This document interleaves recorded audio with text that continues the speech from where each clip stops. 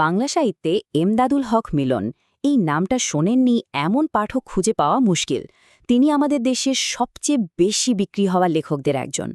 কিন্তু তার মধ্যেই লুকিয়ে আছে একটা অদ্ভুত, একটা আকর্ষণীয় বিরোধাভাস। আচ্ছা, তিনি কি শুধুই একজন বেস্টসেলার, নাকি তার পরিচয়টা তার চেয়েও অনেক বড়? চলুন এই ব্যাপারটাই আজ আমরা একটু ব্যবচ্ছেদ করে দেখি। দেখুন, ঠিক এইখানে মূল ব্যাপারটা। একদিকে তিনি বইমেলার বেস্টসেলার, তার বই কেনার জন্য লম্বা লাইন পড়ে, আবার অন্যদিকে যারা নিজেদের তথাকথিত সিরিয়াস সাহিত্যের পাঠক বা সমালোচক বলে মনে করেন, তাদের কাছে তিনি যেন কিছুটা উপেক্ষিত। তো প্রশ্নটা হলো, একজন লেখক কিভাবে একই সাথে বাণিজ্যিক সাফল্যের চূড়ায় থাকতে পারেন, আবার বৌদ্ধ মহলে কিছুটা আড়ালেও থাকতে পারেন? এই জটিল প্রশ্নটাই আমাদের আজকের আলোচনার কেন্দ্রবিন্দু। এই প্রশ্নগুলোর উত্তর খুঁজতেই আমরা ধাপে ধাপে এগোব।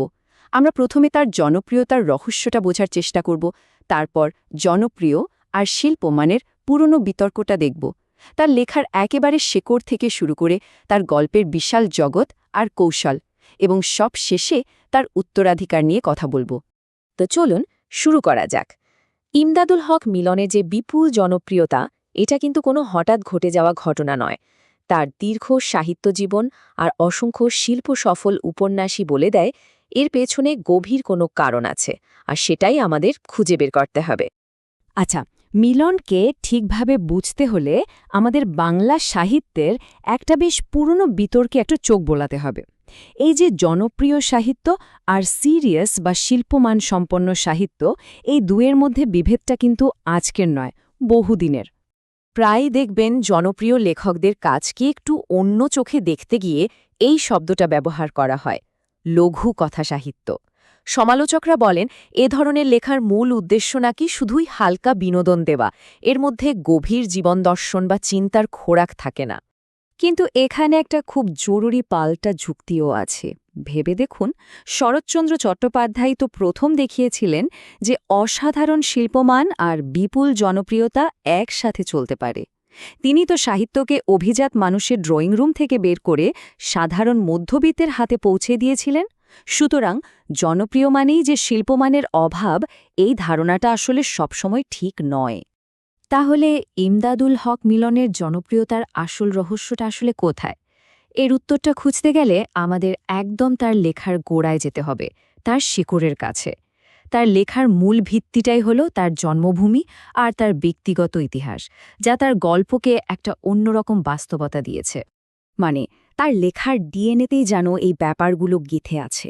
বিক্রমপুরের গ্রাম, আড়িয়াল বিলের জীবন, নিজের বেড়ে ওঠার গল্প, এই সবকিছুই তার লেখার প্রাণ। তার আত্মজীবনী কেমন আছো সবুজ পাতা পড়লেই পরিষ্কার বোঝা যায় কেন তার চরিত্রগুলো এত জীবন্ত, এত চেনা চেনা লাগে।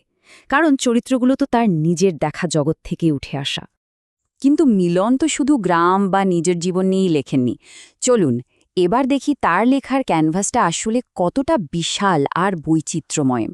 তিনি তার কলমে সমাজের এমন সব স্তর আর বিষয়কে তুলে এনেছেন যা সত্যিই অবাক করার মতো। তার লেখার পরিসরতে একবার দেখুন, কি অসাধারণ। একদিকে নূরজাহানের মতো মহাকাব্যিক উপন্যাসে তিনি নারী বিদ্রোহ আর মৌলবাদের বিরুদ্ধে সোচ্চার, তো অন্যদিকে ভূমিপুত্রতে তুলে আনছেন গ্রামের একেবারে প্রান্তিক মানুষের জীবন সংগ্রাম। আবার ৩.৫ হাত ভূমিতে গৃহে তুলেছেন মুক্তিযুদ্ধের সেই ভয়ঙ্কর বাস্তবতাকে। এবং তিনি কিন্তু এখানেই থেমে থাকেননি। কালোঘোড়া উপন্যাসের কথাই ধরুন, সেখানে লিঙ্গান্তর বা সমকামিতার মতো সংবেদনশীল এবং ট্যাবু হিসাবে বিবেচিত বিষয়কে তিনি সাহসের সাথে তুলে ধরেছেন।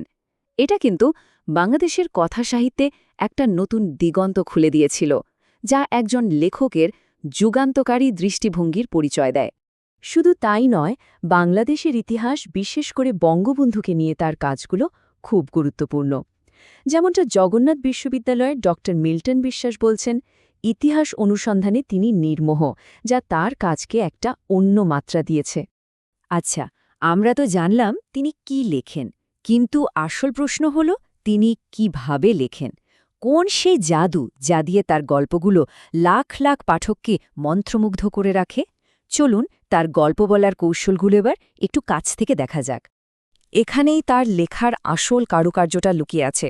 প্রথমত, বিক্রমপুরের আঞ্চলিক ভাষার নিখুঁত ব্যবহার এটা তার চরিত্রগুলোকে একেবারে মাটির কাছাকাছি নিয়ে আসে। তিনি সমাজের সব স্তরের মানুষের কথা বলেন, দিনমজুর, সার্কাসের জোকার, নদীভাঙা মানুষ, কেউ বাদ যায় না।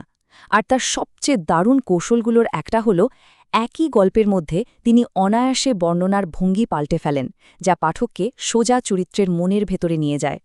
তো আমরা আলোচনার প্রায় শেষ দিকে চলে এসেছি।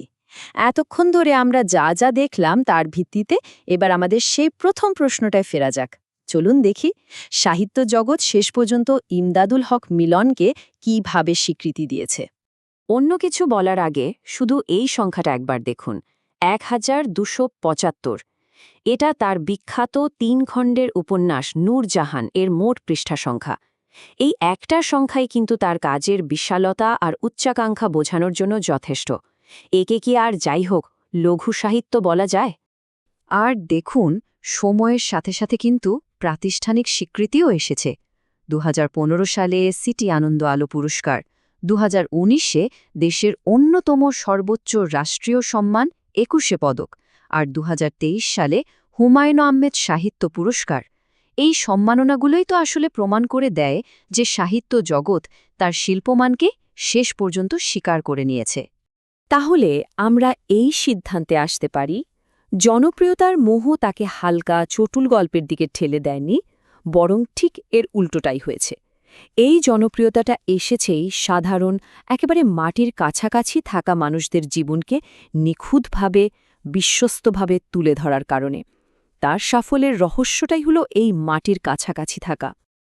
তাহলে একদম শেষে এসে এই প্রশ্নটাই বোধহয় থেকে যায়, একজন লেখকের আসল সার্থকতা কোথায়?